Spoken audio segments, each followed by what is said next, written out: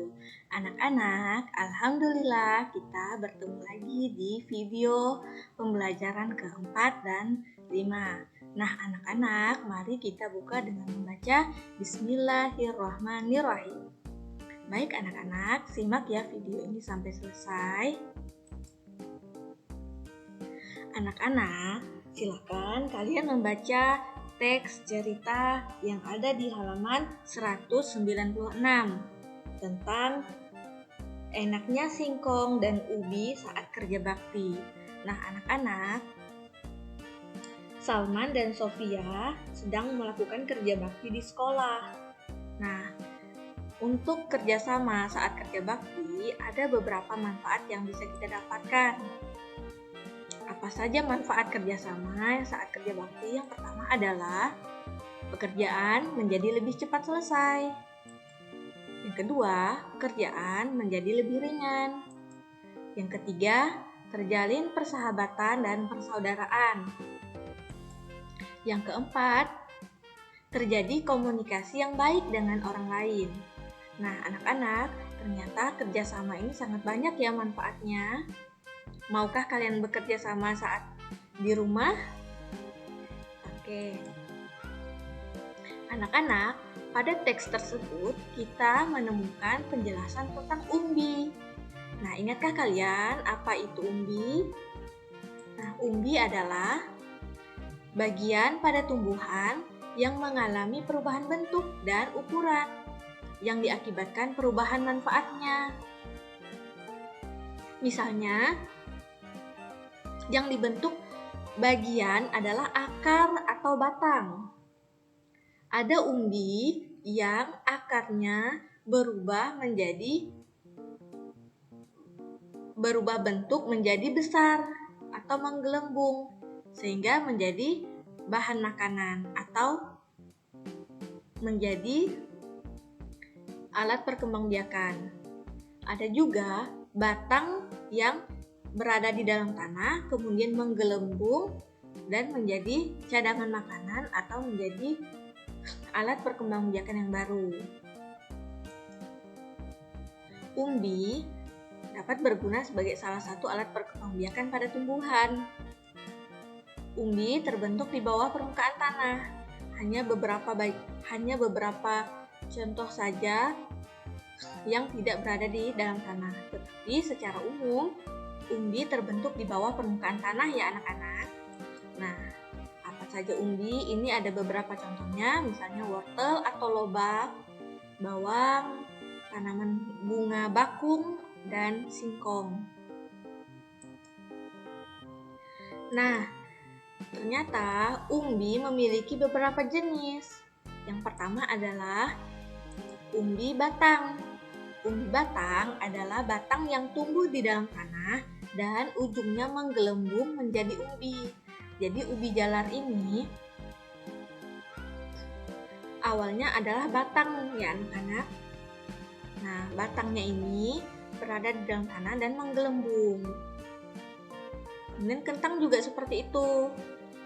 Nah, untuk kentang ada beberapa pada bagian-bagian tertentu kentang ini terdapat tunas. Nah, tunas itu bisa ditanam kembali menjadi tumbuhan kentang yang baru. Yang kedua, umbi akar. Umbi akar adalah akar yang membesar berisi cadangan makanan. Contohnya adalah singkong dan wortel atau lobak. Nah, anak-anak bisa perhatikan ya bahwa mengapa dikatakan umbi akar, karena singkong ini sebenarnya ini adalah akar, tetapi berubah bentuk menjadi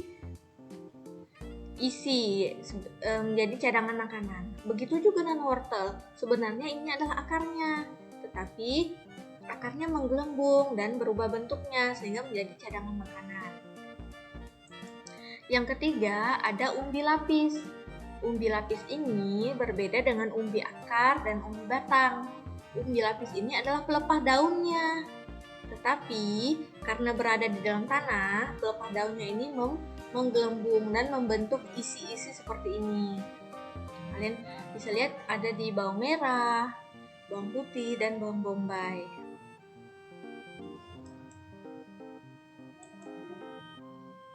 Kemudian, di dalam cerita itu juga ada penjelasan tentang spora.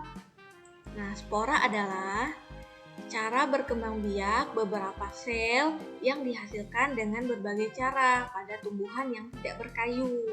Nah, anak-anak, sel adalah bagian paling kecil dari tumbuhan. Jadi, spora ini adalah beberapa sel yang bergabung.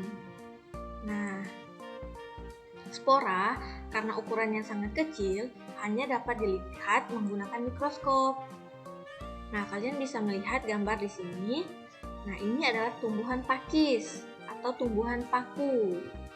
Nah, tumbuhan paku ini adalah tumbuhan yang tidak memiliki kayu atau tidak memiliki batang. Dia hanya berbentuk pelepah daun, kemudian bagian daun. Nah, di belakang daunnya ada spora. Ini kalian bisa lihat. Spora ini adalah bentuk serbuk-serbuk, ya.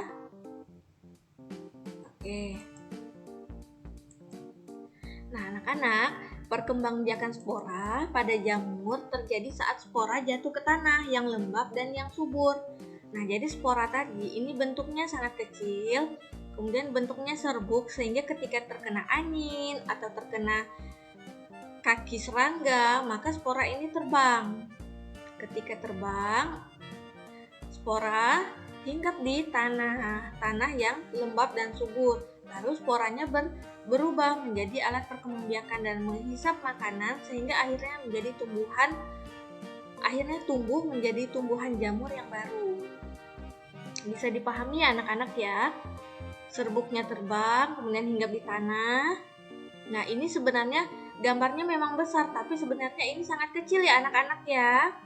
Nah, nih sel spora ini kan, kemudian dia tumbuh di tanah dan membentuk tumbuhan yang baru. Nah, anak-anak, ada beberapa tumbuhan yang hidup atau yang berkembang biak dengan cara spora, yaitu tanaman paku atau pakis ya. Ini tanaman paku atau pakis. Kemudian jamur. Nah, jamur ini sporanya terletak di bagian ini, kelopaknya ini. Kemudian tanaman lumut, ya. Lumut ini kan sangat kecil, bahkan ada lumut yang sangat halus. Kita hanya melihatnya bentuknya warna hijau. Subhanallah ya anak-anak ya, ternyata Allah itu menciptakan tumbuhan yang berkembang biak dengan cara spora ini sangat unik.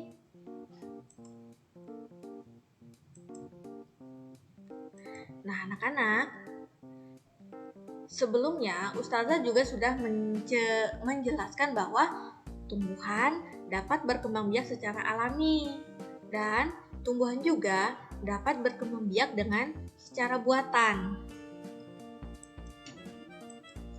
Artinya, perkembangbiakan yang secara tidak kawin pada tumbuhan yang sengaja dilakukan dengan bantuan manusia.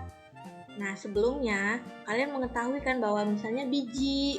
Nah, biji itu adalah tumbuhan yang berkembang biak dengan secara alami. Biji terbentuk ketika adanya penyerbukan atau perkawinan antara benang sari dan kepala putik.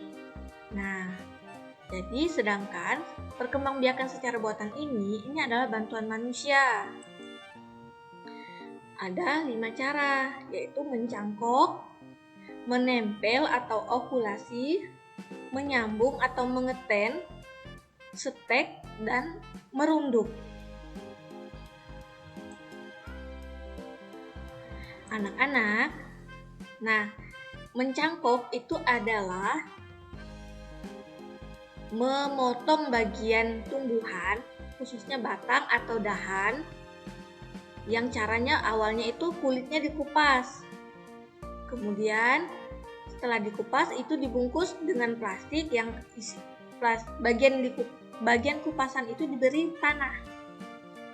Didiamkan dalam beberapa waktu sehingga dari batang ini karena bertemu dengan tanah, maka tumbuh akar di bagian ini sehingga nanti ketika dipotong akarnya langsung dimasukkan ke dalam tanah.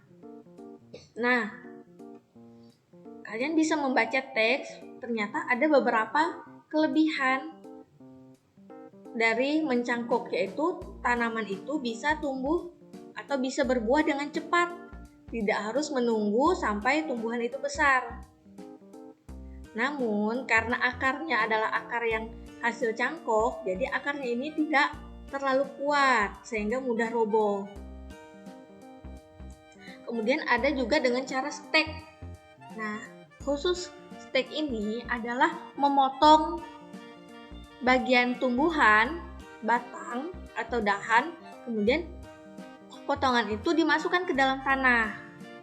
Nah, tanah itu kemudian diberi pupuk dan disirami sehingga akar-akarnya tumbuh. Contohnya ada pada singkong. Namun ada juga beberapa tanaman lain yang bisa dilakukan dengan cara stek, yaitu memotong bagiannya kemudian langsung dimasukkan ke dalam tanah. Sehingga tumbuh menjadi tumbuhan baru. Selanjutnya adalah merunduk. Merunduk ini adalah tanaman yang memiliki dahan, kemudian dahannya itu ditekan, dimasukkan ke dalam tanah dengan ujung daunnya itu tetap di luar.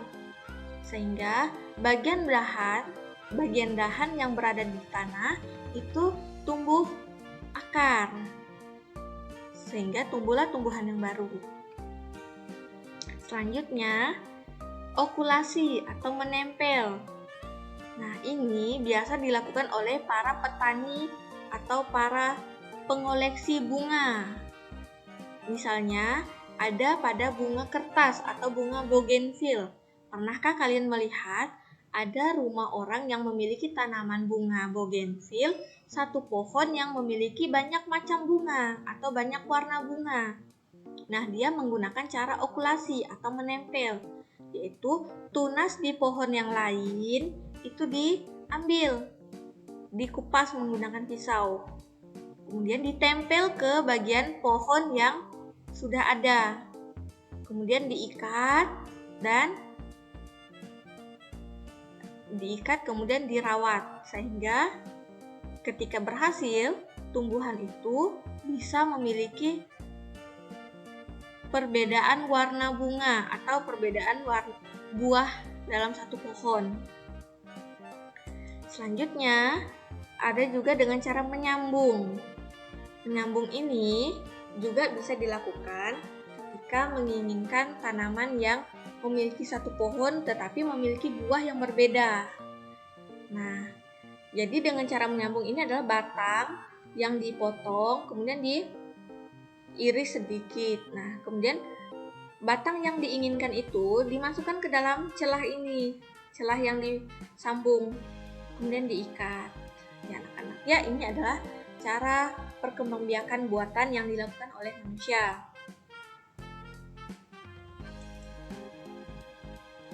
Nah anak-anak, mari kita bertafakur atau berpikir atas ciptaan Allah dengan cara bersyukur kepadanya.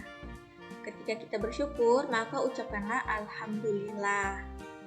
Nah anak-anak, Allah berfirman, apakah engkau tidak memperhatikan bahwa Allah menurunkan air dari langit, lalu diaturnya menjadi sumber-sumber air di bumi? Kemudian dengan itu ditumbuhkannya tanaman-tanaman yang bermacam-macam warnanya. Kemudian menjadi kering, lalu engkau melihatnya kekuning-kuningan. Kemudian dijadikannya hancur berderai-derai. Sungguh, pada yang demikian itu terdapat pelajaran bagi orang-orang yang mempunyai akal sehat. Quran dalam surah Az-Zumar ayat 21. Jadi anak-anak, Allah itu memerintahkan kita untuk berpikir tentang tanda-tanda kebesaran Allah. Juga menyuruh kita untuk memanfaatkan tumbuhan dengan cara mengkonsumsinya sebagai salah satu ikhtiar kita untuk menjaga kesehatan. Jadi anak-anak, ketahuilah bahwa tumbuhan itu kan memiliki manfaat sebagai sumber makanan ya untuk manusia. Jadi konsumsilah makanan yang sehat-sehat dari tanaman-tanaman itu. Dan untuk anak-anak ustazah, karena sayur atau daun pada tumbuhan yang memiliki manfaat tertentu, yang memiliki kandungan vitamin dan mineral, maka makanlah sayur agar tubuh kalian terpenuhi vitamin dan mineralnya, sehingga tubuh kalian bisa tumbuh menjadi sehat. Sekian penjelasan dari Ustazah, semoga kalian bisa memahami penjelasan ini. Kita tutup dengan membaca Alhamdulillahirrabbilalamin. Assalamualaikum warahmatullahi wabarakatuh.